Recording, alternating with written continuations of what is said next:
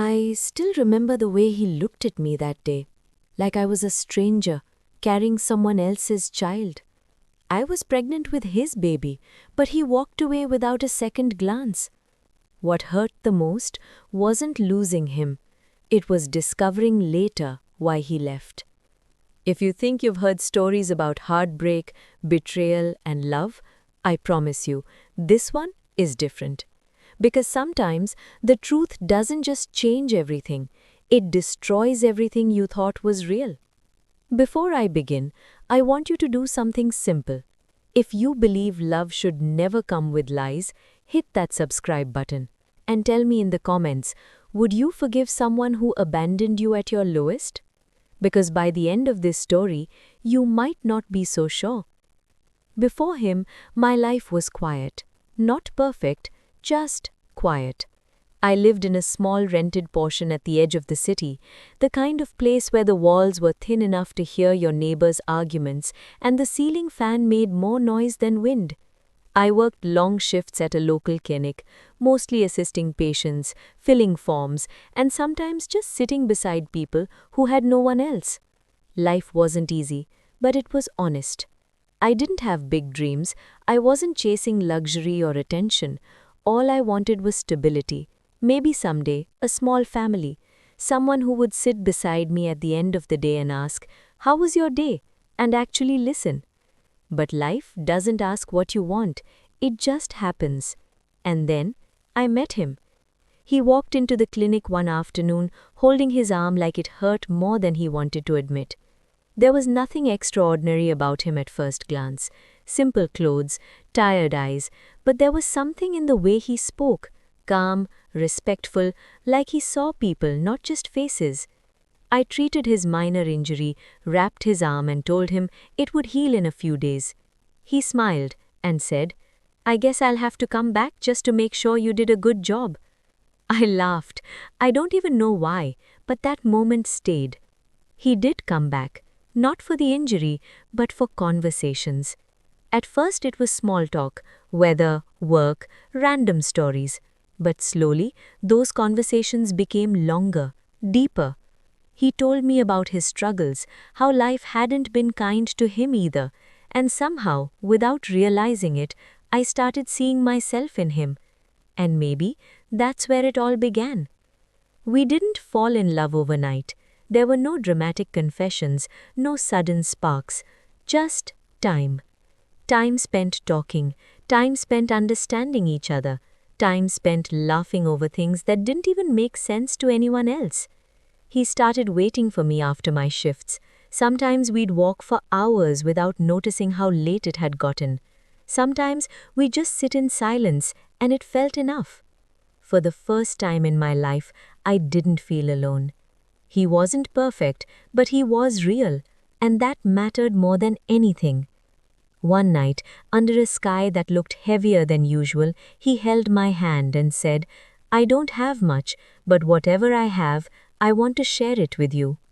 I believed him, and maybe that was my mistake.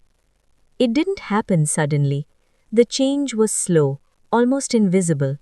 He started canceling plans, not often, just enough to feel different. His messages became shorter, his calls became rare. Whenever I asked, he would say, "I'm just dealing with some things, don't worry." And I didn't. Because when you love someone, you don't question them, you trust them. But deep down, something felt off, like a silence that was trying to say something but couldn't. The day I found out I was pregnant, my hands were shaking, not out of fear, but something else, something I had never felt before. I was going to be a mother, and he was going to be a father. I imagined his reaction 100 times before telling him. I thought he'd smile, maybe even laugh in disbelief. I thought he'd hold me and say, "We'll figure this out together." But reality is never as kind as imagination. When I told him, he went silent. Not shocked, not confused, just distant. He looked at me like he was trying to solve a puzzle, and I was the piece that didn't fit. "This isn't possible," he said. I laughed nervously. What do you mean? Of course it is. No, he cut me off. This isn't my child. Those words, they didn't just hurt. They broke something inside me that I didn't even know existed. I tried to explain, tried to remind him of everything we had shared, but he wouldn't listen. It's not mine, he repeated, cold, final. And then he left. Just like that. No goodbye, no hesitation, just gone. The days that followed felt like a blur. I stopped going out unless it was necessary. I avoided people, avoided questions, avoided mirrors, because every time I looked at myself, I saw someone who had been abandoned at her weakest moment. The world didn't make it easier. Whispers started, judgments, assumptions. People didn't know the truth, but that didn't stop them from creating their own versions. There were nights I cried until I couldn't breathe, nights I questioned everything, nights I almost gave up. But then I would place my hand on my stomach, and I would remember I wasn't alone, not anymore. Months passed. I learned to survive, even when I didn't feel strong. And then, one day, something changed. An old woman came to the clinic. She looked at me for a long time, like she recognized me. Then she said his name. My heart stopped. I hadn't heard his name in months. I asked her how she knew him. What she said next changed everything. She told me he had been engaged, not recently, but long before he met me. A family arrangement, complicated, forced. He never wanted it, but he couldn't escape it either. And then she said something that made my hands go cold. She thought you betrayed him. My mind couldn't process it. Betrayed? I asked. She nodded. Someone showed him proof that you were with someone else.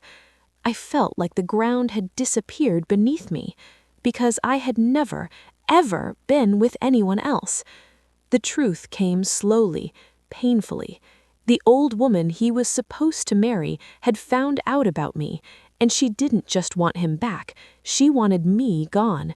She had created fake messages, fake photos, fake evidence, and she showed it all to him right before I told him about the pregnancy. To him, it all made sense. The distance, the timing, the pregnancy. He didn't see a future with me anymore. He saw betrayal. And instead of asking me, instead of trusting me, he walked away. I didn't know whether to scream or cry or laugh at how cruel everything felt.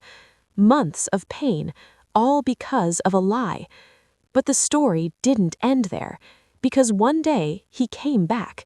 He stood in front of me, looking like a man who hadn't slept in years. "I know the truth," he said.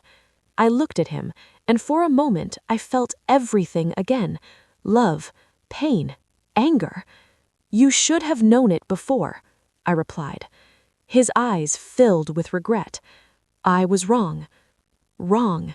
Such a small word for such a big damage. He asked for another chance. He said he wanted to be there, for me, for the child. He said he never stopped loving me. But love isn't just about feelings, it's about trust, and he had broken mine when I needed him the most.